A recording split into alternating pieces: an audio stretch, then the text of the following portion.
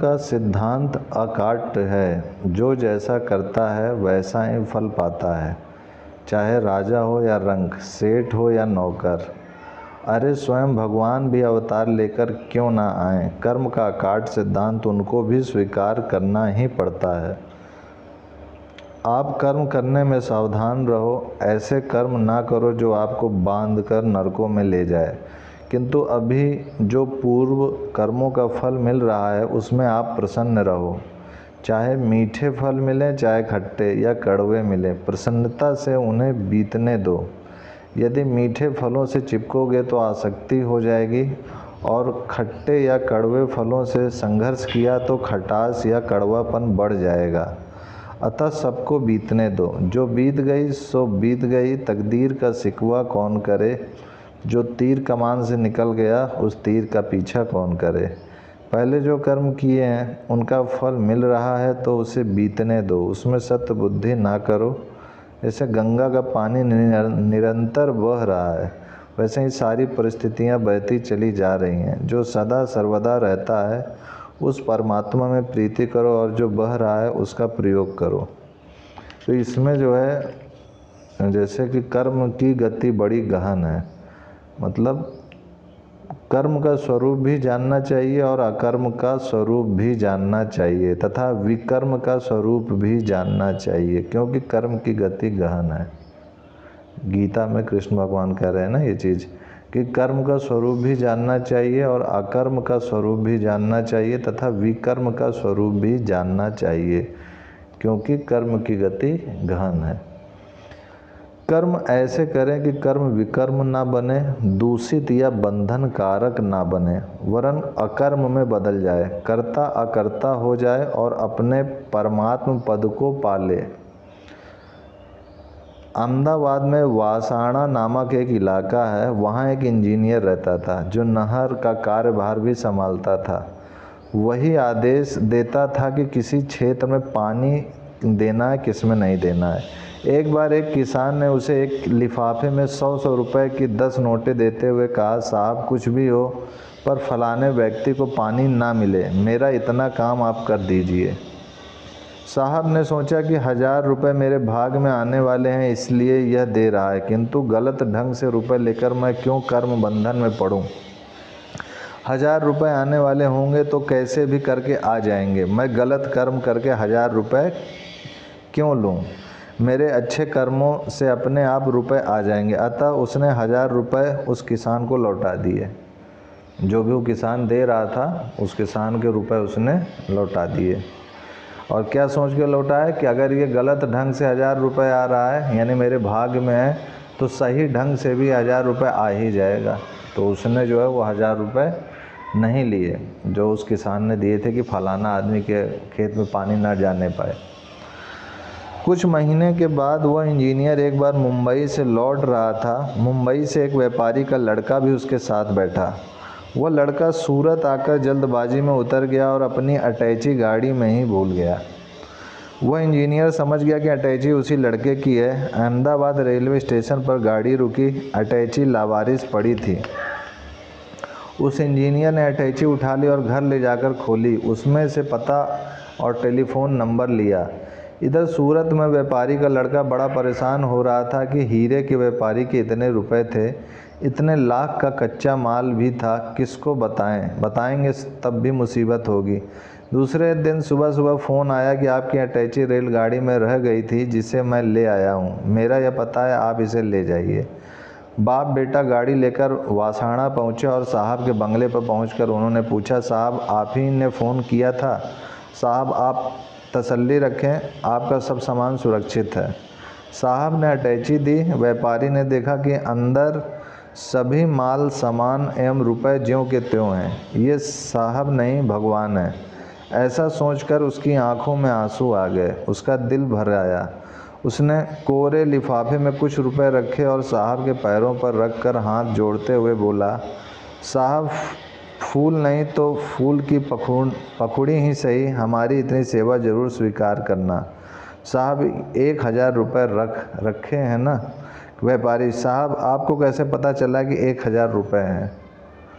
साहब 1000 रुपये मुझे मिल रहे थे बुरा कर्म करने के लिए, किंतु मैंने वह बुरा कार्य यह सोचकर नहीं किया कि यदि 1000 रुपये मेरे भाग में होंगे तो कैसे भी करके आएंगे। व्यापारी साहब आप ठीक कहते हैं, इसमें 1000 रुपये ही हैं। जो लोग टेढ़े मेढ़े रास्ते से कुछ ले लेते हैं तो वे तो दुष्कर्म कर पाप कमा लेते हैं, लेकिन जो धीरज रखते हैं वो ईमानदारी से उतना पा ही लेते हैं जितना उनके भाग्य में होता है। भगवान श्री कृष्ण कहते हैं गहना कर्मणो गति। एक जाने माने साधु ने मुझे यह घटना सुनाई थी।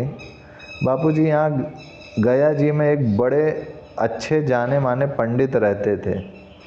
एक बार नेपाल नरेश साधारण गरीब मारवाड़ी जैसे कपड़े पहनकर पंडितों के पीछे भटका कि मेरे दादा का पिंडदान करवा दो, मेरे पास पैसे बिल्कुल नहीं हैं। हाँ, थोड़े से लड्डू लाया हूँ, वह दक्षिणा में दे सकूँगा। जो लोभी पंडित थे उन्होंने तो इनकार कर दिया, लेकिन वहाँ का जो जाना माना पंडित था उसने कहा भाई पैसे की तो कोई बात ही नहीं है, मैं पिंडदान करवा देता हूँ। फटे चिथड़े कपड़े पहनकर गरीब मारवाड़ी के वेश में छुपे हुए नेपाल नरेश के दादा का पिंडदान करवा दिया उस पंडित ने। पिंडदान संपन्न होने के बाद नरेश ने कहा पंडित जी, पिंडदान करवाने के बाद कुछ ना कुछ दक्षिणा तो देना चाहिए, मैं कुछ लड्डू लाया हूँ, मैं चला जाऊँ उसके बाद यह गठरी आप ही खोलेंगे, इतना वचन दे दीजिए। अच्छा भाई, तू गरीब है, तेरे लड्डू मैं खा लूँगा, वचन देता हूँ कि गठरी भी मैं ही खोलूँगा। नेपाल नरेश चला गया। पंडित ने गठरी खोली तो उसमें से एक किलो के सोने के 19 लड्डू निकले। वे पंडित अपने जीवन काल में बड़े बड़े धर्म कार्य करते रहे, लेकिन सोने के वे लड्डू खर्च में आए ही नहीं। इतना वो कमा लेता था पंडित खुद से ही। अब ये सच्ची घटना पर आधारित है, मतलब ये कोई कहानी नहीं है। जो अच्छा कार्य करता है उसके पास अच्छे काम के लिए कहीं न कहीं से धन वस्तुएं अनायास आ ही जाती है। अतः 19 किलो के सोने के लड्डू ऐसे ही पड़े रहे। 19 किलो के सोने के लड्डू, समझ पा रहे हो? जब जब हम कर्म करें तो कर्म को अकर्म में बदल दें, अर्थात कर्म का फल ईश्वर को अर्पित कर दें, अथवा कर्म में से कर्तापन हटा दें तो कर्म करते हुए भी हो गया अकर्म। समझ पाए बातों को? जब जब हम कर्म करें तो कर्म को अकर्म में बदल दें, अर्थात कैसे बदलें? कर्म का फल ईश्वर को अर्पित कर दें, अथवा कर्म में से कर्तापन हटा दें कि ये जो कुछ भी मैं किया हूँ प्रभु, ये मैं नहीं किया हूँ, ये आप ही किए हैं। ऐसे करके कर्म का जो कर्तापन है वो हटा दो। या फिर कर्म का जो भी फल है, किसी की मदद कर दी या अच्छा काम किया, तो जो भी उसका पुण्य है वो प्रभु को ही समर्पित कर दो।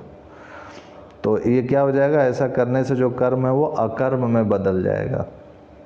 कर्म तो किए लेकिन उनका बंधन नहीं रहा। अब संसारी आदमी कर्म को बंधन कारक बना देता है। साधक कर्म को अकर्म बनाने का यत्न करता है, लेकिन सिद्ध पुरुष का प्रत्येक कर्म स्वाभाविक रूप से अकर्म ही होता है। जो सिद्ध महापुरुष होते हैं, आत्मज्ञानी, उनका हर कर्म अकर्म ही होता है, क्योंकि उनकी उसमें कर्तापन की भावना नहीं रहती कि मैंने किया, मैंने तुमको ये खिलाया है, मैंने तुमको ये किया है, वो किया है। ये उनके अंदर भावना नहीं रहती बेटा। राम जी युद्ध जैसा घोर कर्म करते हैं, लेकिन अपनी ओर से युद्ध नहीं करते। रावण आमंत्रित करता है तब करते हैं। अतः उनका युद्ध जैसा घोर कर्म भी अकर्म ही है। आप भी कर्म करें तो अकर्ता होकर करें, ना कि कर्ता होकर। कर्ता भाव से किया गया कर्म बंधन में डाल देता है एवं उसका फल भोगना ही पड़ता है। राजस्थान के ढोंगरा गांव की घटना है ये। राजस्थान के ढोंगरा गांव की घटना है, एकदम हकीकत है। एक बकरे को देखकर ठकुराइन के मुंह में पानी आ गया। वह अपने पति से बोली, देखो जी ये बकरा कितना हष्ट पुष्ट है। बकरा पहुंच गया ठाकुर किशन सिंह के घर और हलाल होकर उनके पेट में भी पहुंच गया। 12 महीने के बाद ठाकुर किशन सिंह के घर बेटे का जन्म हुआ। बेटे का नाम बाल सिंह रखा गया। वह 13 साल का हुआ तो उसकी मंगनी हो गई एवं 14वां पूरा होते होते शादी की तैयारी भी हो गई। शादी के वक्त ब्राह्मण ने गणेश पूजन के लिए उसको बिठाया, किंतु यह क्या, ब्राह्मण विधि शुरू करे उसके पहले ही लड़के ने पैर पसारे और लेट गया। ब्राह्मण ने पूछा क्या हुआ क्या हुआ? कोई जवाब नहीं। माँ रोई, बाप रोया। सारे बाराती इकट्ठे हो गए, पूछने लगे कि क्या हुआ। लड़का बोला, लड़का कुछ नहीं हुआ, अब तुम्हारा मेरा लेखा जोखा भी पूरा हो गया। पिता, वह कैसे बेटा? लड़का, बकरियों को गर्भाधान कराने के लिए उदरासर के चारण कुंवर दान ने जो बकरा छोड़ रखा था उसे तुम ठकुराइन के कहने पर उठा लाए थे। वही बकरा तुम्हारे पेट में पहुंचा और समय पाकर तुम्हारा बेटा होकर पैदा हुआ। वह बेटा लेना देना पूरा करके अब जा रहा है, वह मैं ही हूँ। लड़का, जो बकरा खाई थी वो लोग 13-14 साल पहले, वही बकरा उनका बेटा होकर के आ गया था। अब कहा कि अब लेना देना पूरा हुआ, इकलौता बेटा था। अब समझ गए ना, पूरी संपत्ति थी, मोह तो सब हो ही गया था, बेटे के नाम ही जानी थी। और कह रहा वो बेटे को याद था कि ये मुझे खाए थे, मैं बकरा था पूर्व जन्म में। बकरे की काया से आया हुआ बाल सिंह तो रवाना हो गया, किंतु किशन सिंह सिर कूटते रह गए। तुलसीदास जी कहते हैं, कर्म प्रधान विश्व करी राखा, जो जस करें सो तस फल चाखा। तो फिर कर्म कैसे करें कि हमें कर्म का फल भुगतना ना पड़े?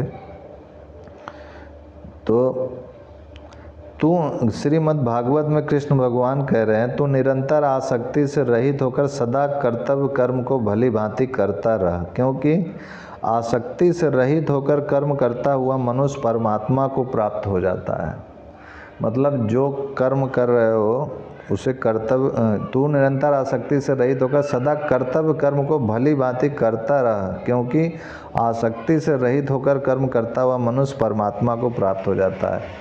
अब जैसे तुम स्टूडेंट हो तो तुम्हारा काम है पढ़ाई करना इस समय, तो पढ़ाई जो है तुम निस्वार्थ भाव से ईश्वर के लिए करो। तो ईश्वर के लिए अगर तुम पढ़ाई करोगे, अधिकतर लड़के पैसा के लिए, नौकरी चाकरी के लिए, इन सब के लिए पढ़ाई करते हैं। तुम ईश्वर के लिए पढ़ाई करोगे तो तुम्हारा कर्म योग हो जाएगा और नौकरी तो मिलेगी ही, नॉलेज भी मिलेगा और शांति भी प्राप्त होगी। पढ़ाई में खूब मन भी लगेगा। कोई ईश्वर के लिए पढ़ता ही नहीं, सब पैसा मिल जाए, ये हो जाए, वो हो जाए, उसी के लिए पढ़ाई कर रहे हैं। गीता में परमात्मा प्राप्ति के 3 मार्ग बताए गए हैं, ज्ञान मार्ग, भक्ति मार्ग और निष्काम कर्म मार्ग। शास्त्रों में मुख्यतः 2 प्रकार के कर्मों का वर्णन किया गया है, विहित कर्म और निषिद्ध कर्म। जिन कर्मों को करने के लिए शास्त्रों में उपदेश किया गया है उन्हें विहित कर्म कहते हैं, और जिन कर्मों को करने के लिए शास्त्रों में मनाही की गई है कि काम नहीं करना चाहिए, उन्हें निषिद्ध कर्म कहते हैं। हनुमान जी ने भगवान श्री राम के कार्य के लिए लंका जला दी। उनका यह कार्य विहित कार्य है, क्योंकि उन्होंने अपने स्वामी के सेवा कार्य के रूप में ही लंका जलाई। परंतु उनका अनुसरण करके लोग एक दूसरे के घर जलाने लग जाएं तो यह धर्म नहीं अधर्म होगा, मनमानी होगी। समझ पा रहे हो? हम जैसे जैसे कर्म करते हैं वैसे वैसे लोगों की हमें प्राप्ति होती है। इसलिए हमेशा अशुभ कर्मों का त्याग करके शुभ कर्म करने चाहिए। जो कर्म स्वयं को और दूसरों को भी सुख शांति दे तथा देर सवेर भगवान तक पहुंचा दे वे शुभ कर्म हैं, और जो क्षण भर के लिए ही अस्थायी सुख दे और भविष्य में अपने को तथा दूसरों को भगवान से दूर कर दे, कष्ट दे, नरकों में पहुंचा दे, उन्हें अशुभ कर्म कहते हैं। किए हुए शुभ या अशुभ कर्म कई जन्मों तक मनुष्य का पीछा नहीं छोड़ते। पूर्व जन्मों के कर्मों के जैसे संस्कार होते हैं वैसा फल भोगना पड़ता है। गहना कर्मणो गति, कर्मों की गति बड़ी गहन होती है। कर्मों की स्वतंत्र सत्ता नहीं है, वे तो जड़ हैं, उन्हें पता नहीं है कि वे कर्म हैं, वे वृत्ति से प्रतीत होते हैं। अब कर्म को थोड़ी पता है कि वो कर्म है, तो वृत्ति से प्रतीत होता है कि कर्म है, कि क्या करना चाह रहे हो। जिस प्रकार के संस्कार होते हैं उसी प्रकार के कर्म प्रतीत होते हैं। यदि विहित शास्त्रोक्त संस्कार होते हैं तो पुण्य प्रतीत होता है, और निषिद्ध संस्कार होते हैं तो पाप प्रतीत होता है। अतः विहित कर्म करें। विहित कर्म भी नियंत्रित होने चाहिए। नियंत्रित विहित कर्म ही धर्म बन जाता है। सुबह जल्दी उठकर थोड़ी देर के लिए परमात्मा के ध्यान में शांत हो जाना और सूर्योदय से पहले स्नान, संध्या वंदना इत्यादि कर लेना, ये कर्म स्वास्थ्य की दृष्टि से भी अच्छे हैं और सात्विक होने के कारण पुण्यमय भी हैं। परंतु किसी के मन में विपरीत संस्कार पड़े हैं तो वह सोचेगा कि इतनी सुबह उठकर स्नान करके क्या करूँगा, ऐसे लोग सूर्योदय के पश्चात उठते ही सबसे पहले बिस्तर पर चाय की मांग करते हैं और बिना स्नान किए ही नाश्ता कर लेते हैं। शास्त्र अनुसार ये निषिद्ध कर्म है। ऐसे लोग वर्तमान में भले ही अपने को सुखी मान लें, परंतु आगे चलकर शरीर अधिक रोग शोकग्रस्त होगा। यदि सावधान नहीं रहे तो तमस के कारण नारकीय योनियों में जाना पड़ेगा। भगवान श्री कृष्ण ने गीता में कहा भी है कि मुझे इन 3 लोकों में ना तो कोई कर्तव्य है और ना ही प्राप्त करने योग्य कोई वस्तु अप्राप्त है, फिर भी मैं कर्म में ही बरतता हूँ।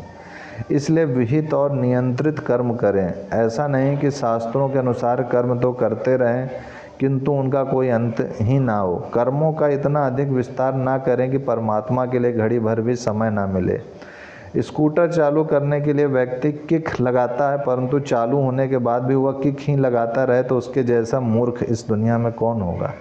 अब स्कूटर चालू कर रहे हो, चालू हो गई ना, तो अब उस पर बैठ के चलाओगे ना कि किके मारते रहोगे बैठ करके। समझ पा रहे हो बातों को। अतः कर्म तो करो, परंतु लक्ष्य रखो केवल आत्मज्ञान पाने का, परमात्मा सुख पाने का, जो मैं बोलता हूँ बार बार।